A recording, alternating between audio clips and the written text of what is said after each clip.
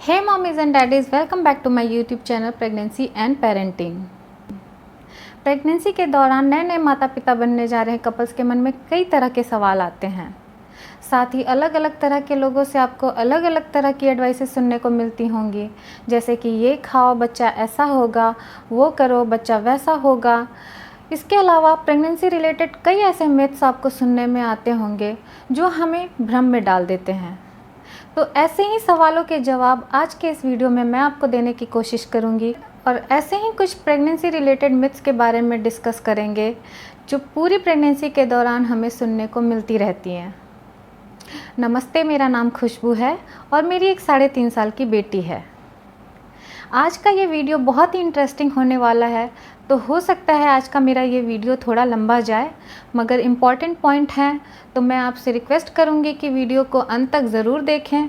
और अगर अभी तक आपने मेरा चैनल सब्सक्राइब नहीं किया है तो प्लीज़ मेरे चैनल को सब्सक्राइब कर लीजिए और बेल आइकन को प्रेस कर दीजिए ताकि आगे आने वाले वीडियो की नोटिफिकेशन सबसे पहले आप तक पहुंच सके। तो सबसे पहला मिथ जो मेरे ख्याल से हर प्रेग्नेंट लेडी को सुनने मिलता होगा कि आपको प्रेगनेंसी के दौरान डबल खाना खाना चाहिए, यानी कि आपको अपनी भूख से ज़्यादा खाना खाना चाहिए।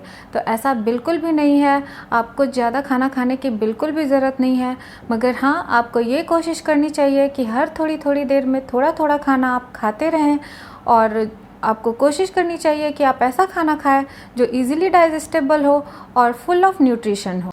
इसी से रिलेटेड दूसरा सबसे कॉमन मिथ जो आपको बहुत कॉमनली सुनने को मिल जाता होगा कि आप प्रेगनेंसी के दौरान जितना ज़्यादा वेट गेन करेंगे आपका बेबी उतना ही हेल्दी होगा। तो ये बिल्कुल गलत बात है, ऐसा बिल्कुल नहीं होता है। आपका बेबी हेल्दी होगा या नहीं ये पूरी तरह से डिपेंड करता है कि आप प्रेगनेंसी के दौरान कैसा खाना खाते हैं। अगर आपके डेली रिक्वायर्ड कैलोरी इनटेक के अंदर आप बहुत सारा न्यूट्रिशन लेते हैं जो आपकी बेबी तक भी पहुंचता है, तो डेफिनेटली आपका बेबी हेल्दी ही पैदा होगा। लेकिन अगर आप हेल्दी खाना नहीं खाते हैं, आपके बेबी तक रिक्वायर्ड न्यूट्रिशन नहीं पहुंचता है, तो हो सकता है कि आपका बेबी इमेच्योर पैदा हो या लो बर्थ वेट के साथ पैदा हो। तो इसमें ज़्यादा खाना खाने का या ज़्यादा वेट गेन करने का कोई भी रोल नहीं है। तीसरा और घर घर में सुना जाने वाला मिथ कि घी खाने से या कैस्टर ऑयल पीने से या स्पाइसी खाना खाने से आपके बच्चे की नॉर्मल डिलीवरी हो जाएगी। बहुत बार हमें ऐसा सुनने को मिलता है कि घी खाओ घी खाओ, घी खाने से बच्चा फिसल कर बाहर आ जाएगा या कैस्टर ऑयल पीने से लेबर इंड्यूस हो जाएगा। तो घी खाने से या स्पाइसी खाना खाने से आपको एसिडिटी हो सकती है, मगर बच्चे की नॉर्मल डिलीवरी नहीं। आपकी डिलीवरी नॉर्मल होगी या सिजेरियन, ये बहुत सारी बातों पे डिपेंड करता है, जैसे कि आपका ओवरऑल हेल्थ कैसा है, आपको पहले से कोई मेडिकल इशू तो नहीं है, या डिलीवरी रूम में आपका बीपी हाई या लो तो नहीं है, आपके बच्चे की पोजीशन सही है या गलत है, सर्विक्स की ओपनिंग कितनी है। ऐसी कुछ बातों पे डिपेंड करता है कि आपको नॉर्मल डिलीवरी होने वाली है या सिजेरियन। घी या कैस्टर ऑयल पीने से या स्पाइसी खाना खाने से आपको नॉर्मल डिलीवरी नहीं हो सकती। उल्टा ऐसा करने से आपकी तबीयत और बिगड़ सकती है और आपकी डिलीवरी कॉम्प्लिकेट हो सकती है। तो ऐसा कुछ बिल्कुल भी ना करें। अगला मिथ जो मेरी प्रेगनेंसी के दौरान मुझे कई बार सुनने को मिलता था कि आप अपनी बेली के शेप और साइज़ को देखकर ये पता लगा सकते हैं कि आपको बेबी गर्ल होने वाली है या बेबी बॉय।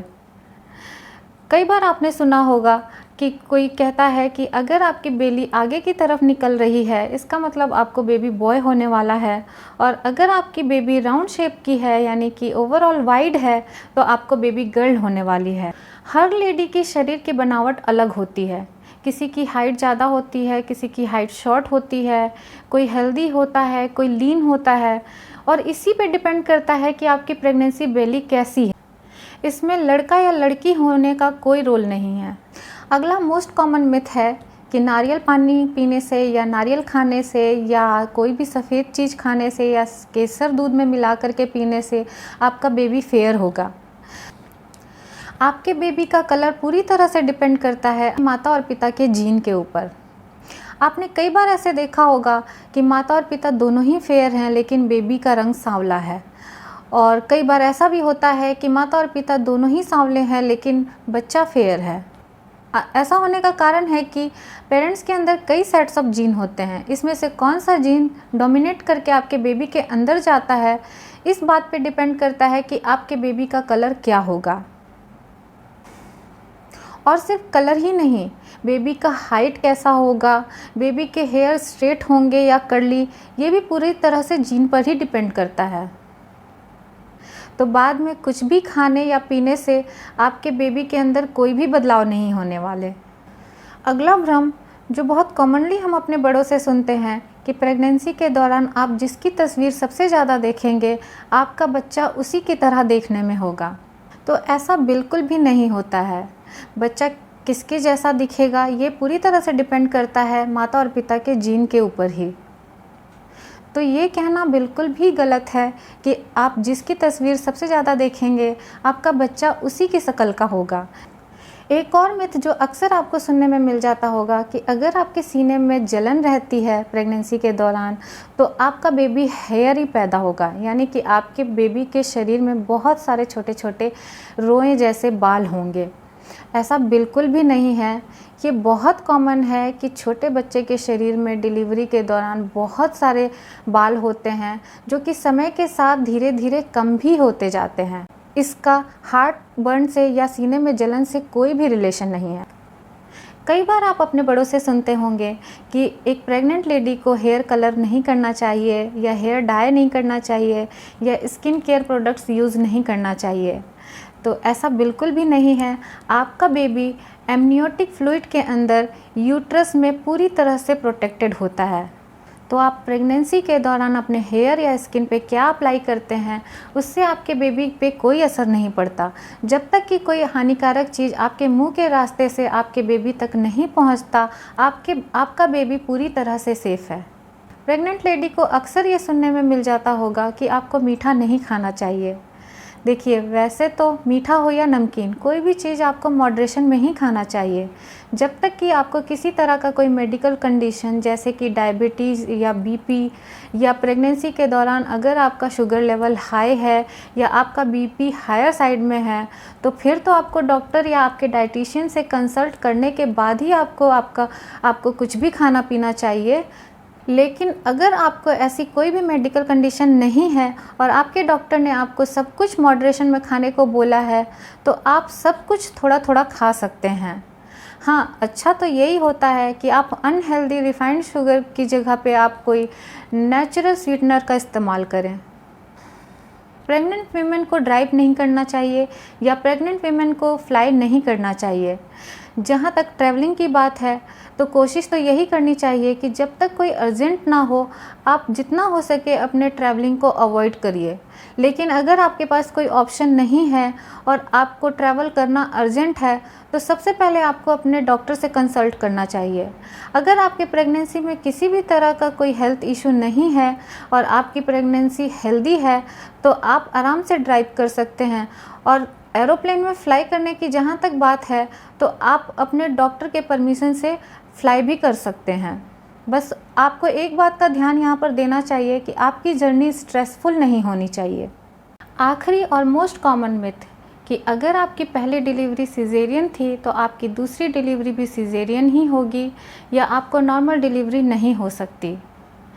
तो यहाँ पे कुछ बातें बहुत ध्यान देने की ज़रूरत है कि अगर आपकी पहली डिलीवरी सिजेरियन थी तो उसका कारण क्या था, और अगर आपके डॉक्टर ने आपको बोला है कि आपकी दूसरी डिलीवरी सिजेरियन ही हो सकती है, नॉर्मल नहीं हो सकती है, तो उसका क्या कारण है। इसमें दो बातें हो सकती हैं कि आपकी पहली प्रेगनेंसी और दूसरी प्रेगनेंसी के बीच में गैप कितना है। अगर आपके पहली और दूसरी प्रेगनेंसी के बीच में गैप बहुत कम है, फिर तो आपके डॉक्टर आपको सिजेरियन ही एडवाइस करेंगे, नॉर्मल डिलीवरी नहीं करेंगे। और दूसरी बात ये हो सकती है कि अगर आपकी दूसरी प्रेगनेंसी के टाइम पे आपको किसी तरह का कोई मेडिकल कंडीशन है, जैसे कि अगर आपको जेस्टेशनल डायबिटीज़ है, या आपका बीपी हायर साइड में है, या दूसरे कोई हेल्थ इश्यूज़ आपके साथ हैं, तो आपके डॉक्टर आपको सिजेरियन के लिए ही बोलेंगे, आपका नॉर्मल डिलीवरी नहीं करेंगे। अदरवाइज़ अगर आप पूरी तरह से नॉर्मल हैं, फिट हैं, आपके फर्स्ट और सेकंड प्रेगनेंसी के बीच में काफ़ी लंबा गैप है, तो हो सकता है कि आपको काफ़ी चांसेस है कि आप आपकी सेकंड डिलीवरी नॉर्मल हो सकती है, बावजूद इसके कि आपकी पहली डिलीवरी सिजेरियन थी। तो आज के वीडियो के लिए बस इतना ही। उम्मीद करती हूँ मैंने आपके सारे सवालों के जवाब और आपके सारे डाउट्स क्लियर करने की पूरी कोशिश की हो। अगर फिर भी आपके कोई डाउट्स रह जाती है तो आप मुझे कमेंट करके बता सकते हैं, मैं आपके डाउट को क्लियर करने की पूरी कोशिश करूँगी। उम्मीद करती हूँ आज का मेरा ये वीडियो पसंद आया हो। अगर आपको मेरा ये वीडियो पसंद आया हो तो आप मेरे वीडियो को प्लीज़ लाइक और शेयर ज़रूर करना। आज के लिए बस इतना ही। मिलते हैं अगले वीडियो में एक नए टॉपिक के साथ। तब तक के लिए नमस्ते।